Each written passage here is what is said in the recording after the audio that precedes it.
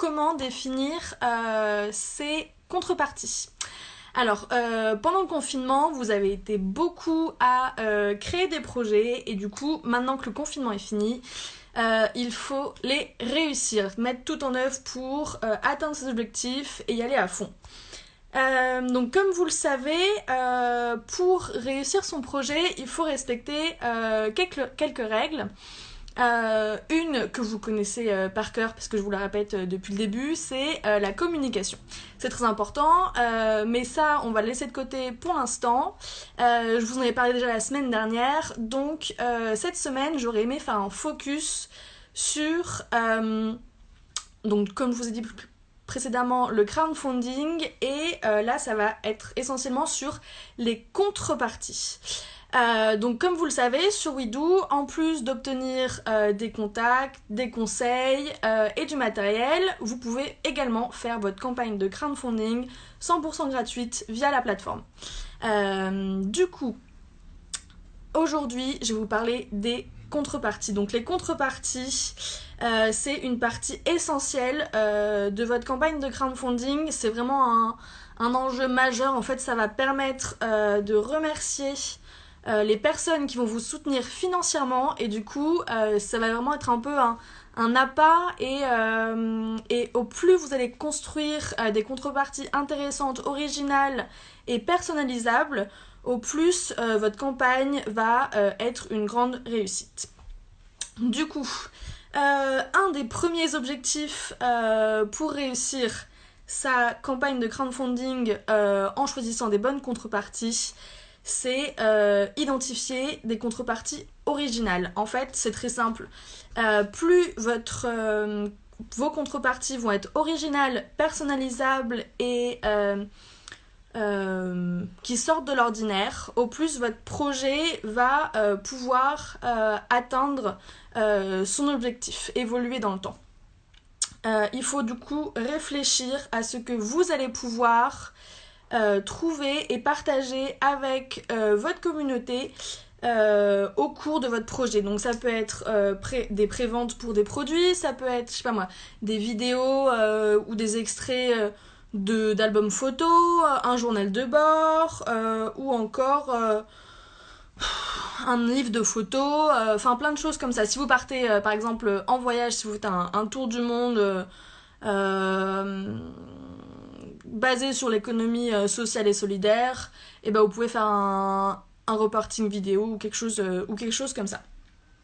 Un deuxième aspect qui est assez essentiel, c'est la structuration de votre contrepartie. Du coup, en fait, il faut, pour maximiser vos dons, penser à proposer plusieurs contreparties.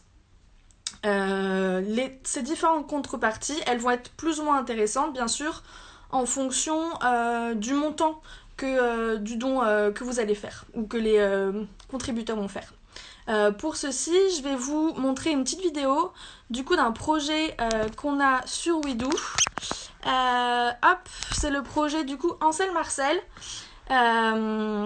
Et donc les filles qui partent faire un tour d'Europe à vélo, elles ont décidé de faire différentes contreparties avec une bonne structuration, vous allez voir.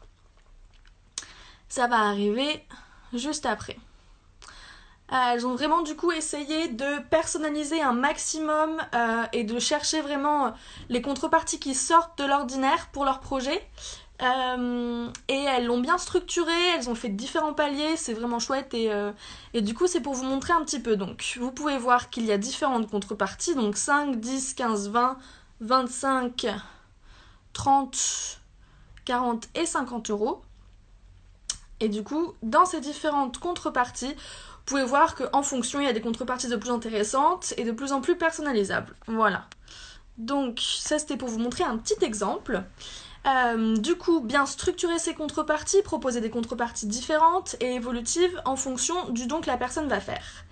Et une troisième partie qui est assez importante, c'est de prévoir tous les coûts qui sont liés à ces contreparties. En effet, si vous allez envoyer par exemple, je sais pas moi, des cartes postales, eh ben, il faut prévoir le coût du timbre, de l'envoi, l'achat de la carte postale, et après il y a aussi le temps que ça va vous prendre. La clé de tout ça, c'est l'organisation. Il faut prévoir un maximum pour avoir des contreparties structurées, bien faites, intéressantes, attractives, et avoir des contributeurs qui sont ravis de l'expérience qu'ils ont eue. Et avoir des contreparties, c'est hyper important, c'est hyper gratifiant. Le contributeur va se sentir impliqué dans le projet et va vous suivre tout au long de votre parcours. Donc c'est vraiment hyper important. Et un dernier point sur lequel j'aurais aimé venir, c'est bien sûr l'envoi des contreparties. Il faut que le contributeur reçoive sa contrepartie au bon moment. Du coup, ça rejoint l'organisation et c'est vraiment essentiel de bien préparer sa campagne de crowdfunding.